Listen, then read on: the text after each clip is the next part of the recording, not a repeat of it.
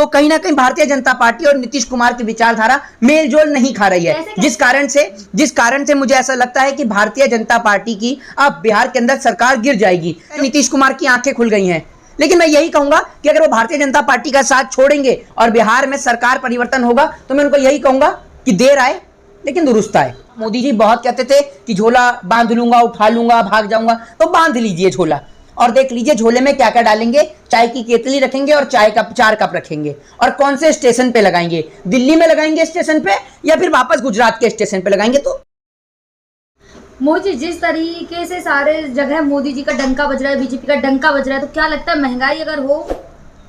मुझे ऐसा लगता है कि अब डंका बजना नहीं, अब तो ढोल बजना शुरू हो गया भारतीय जनता पार्टी का। कहना क्या चाहते हैं? कहने का मतलब यह है कि जिस तरीके से भारतीय जनता पार्टी की मुझे लग रहा है कि अब शायद कुछ ही घंटे या फिर आप कह सकते हैं कि कुछ ही वक्त बाकी है बिहार के अंदर शायद भारतीय जनता पार्टी की सरकार गिर जाए, क्योंकि जिस तरीके से भारतीय जनता पार्टी के वहां पर और नीतीश कुमार के जो समीकरण देखने को मिल रहे हैं, और लगातार एक और जब लाउड स्पीकर की मांग भारतीय जनता पार्टी उठाती है और नीतीश कुमार जो है उस मांग को जो है सिरे से नकार देते हैं, तो कहीं ना कहीं भारतीय जनता पार्टी और नीतीश कुमार की विचारधारा मेल जोल नहीं खा रही है, जिस कारण से मुझे ऐसा लगता है कि भारतीय जनता पार्टी की अब बिहार के अंदर सरकार गिर जाएगी। क्योंकि नीतीश कुमार ने, आपने कहा कि कैसे कह सकते हैं आप, तो जिस तरीके से नीतीश कुमार ने ये अपने विधायकों को अल्टीमेटम जारी कर दिया गया है कि 72 घंटे तक कोई भी विधायक पटना से बाहर नहीं जाएगा, और जिस तरीके से यह भी बताया जा रहा है कि नीतीश कुमार लगातार बड़े बड़े नेताओं से मिल रहे हैं, 27 तारीख को भी एक बड़ी सर्वदलीय बैठक हो सकती है, तो लोगों को यह लग रहा है कि भारतीय जनता पार्टी की सरकार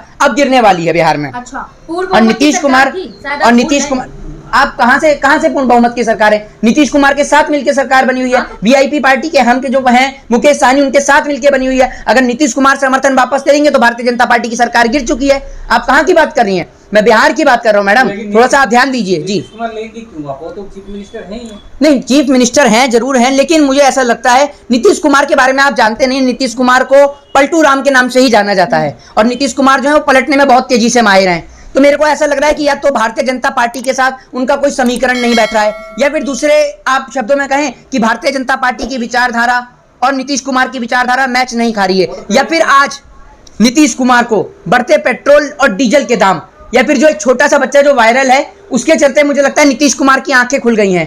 लेकिन मैं यही कहूंगा कि अगर वो भारतीय जनता पार्टी का साथ छोड़ेंगे और बिहार में सरकार परिवर्तन होगा तो मैं उनको यही कहूंगा कि देर आए लेकिन दुरुस्त आए। क्योंकि अगर सुबह का भूला अगर शाम को घर लौट आता है तो उसको भूला नहीं कहा जाता, ये कहावत है, तो सुन लीजिए। तो अगर भारतीय जनता पार्टी की वहां पर सरकार गिरती है तो ये एक बहुत ही बड़ा अचीवमेंट पॉइंट होगा, और भारतीय जनता पार्टी के मुंह पे एक कड़क तमाचा होगा, क्योंकि ये हम एक अंदाजा लगा रहे हैं। मैं आपको उसको पूर्ण रूप से क्लियर और स्पष्ट नहीं करूंगा। जिस तरीके से 72 घंटे का अल्टीमेटम जारी हुआ है, जिस तरीके से नीतीश कुमार के बारे में बताया जा रहा है कि कई नेताओं से मिल रहे हैं, अपने विधायकों से भी मिल रहे हैं, उनसे चर्चा भी कर रहे हैं, ठीक है ना। और आपने बोला कि चीफ मिनिस्टर हैं तो मिलेंगे ही विधायकों से, ठीक है, तो विधायकों से मिलना स्वाभाविक है, लेकिन ये अल्टीमेटम कि 72 घंटे तक आप बाहर नहीं जाएंगे, कोरोना तो चल नहीं रहा है। कोई बिल वगैरह पास कर रहे हो? नहीं, बिल भी नहीं, तो अगर बिल पास कर रहे होते तो निश्चित तौर पर भारतीय जनता पार्टी के विधायकों को भी कहा जाता कि आप भी बाहर नहीं जाएंगे। मुकेश सहनी की पार्टी की भी इसमें स्वाभाविकता है कि भाई जो हम पार्टी है उनकी जो वीआईपी पार्टी है, ठीक है, तो जो वीआईपी पार्टी है और जो हम के जो जीतन राम मांझी है और भी तमाम लोग हैं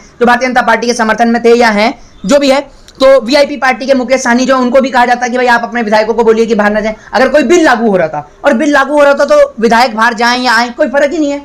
बिल से क्या फर्क है? बिल तो विधानसभा में पारित होगा, और विधानसभा का तो मानसून सत्र भी शुरू नहीं हुआ है, मानसून सत्र तो अभी आना बाकी है विधानसभा का। तो ये किस तरीके का है? ये सारी गतिविधियां ये इस बात को दर्शा रही हैं कि बिहार में अब उठापटक शुरू हो गई है, और मुझे ऐसा लगता है कि शायद आज की रात या फिर कल की सुबह भारतीय जनता पार्टी की आखिरी सुबह भी हो सकती है बिहार के अंदर सरकार की। इस प्रकार का भी पता लगाया जा रहा है जी।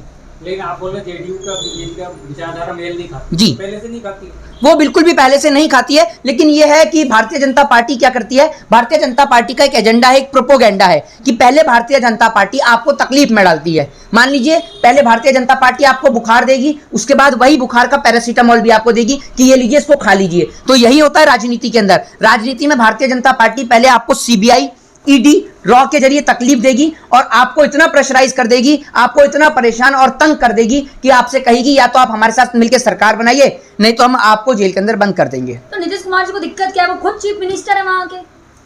देखिए मैं आपको एक बात बता दूं, चीफ मिनिस्टर ही सब कुछ नहीं होता है। एक इंसानियत की विचारधारा है, या एक नेता की, पॉलिटिशियन की विचारधारा है, या फिर अपनी खुद की पार्टी भी है। आज नीतीश कुमार को यह भी दिख रहा है कि जिस तरीके से बिहार के अंदर भारतीय जनता पार्टी का वर्चस्व बढ़ रहा है और नीतीश कुमार का वर्चस्व घटता जा रहा है, कल को एक जेडीयू के लिए एक बड़ा संकट भी खड़ा हो सकता है। जेडीयू जो है, जनता दल जो है, तो वो कल को खत्म भी हो सकता है बिहार में पूरी तरीके से। जिस तरीके से आपने देखा चिराग पासवान की को भी कोई सीट नहीं मिलती है, ठीक उसी तरीके से ये उनको समझ में आ रहा है कि आने वाला समय जो है वो नीतीश कुमार के लिए खराब समय हो सकता है। तो नीतीश कुमार ये चाह रहे हैं कि भारतीय जनता पार्टी से आज पूरा देश नाराज है कहीं ना कहीं।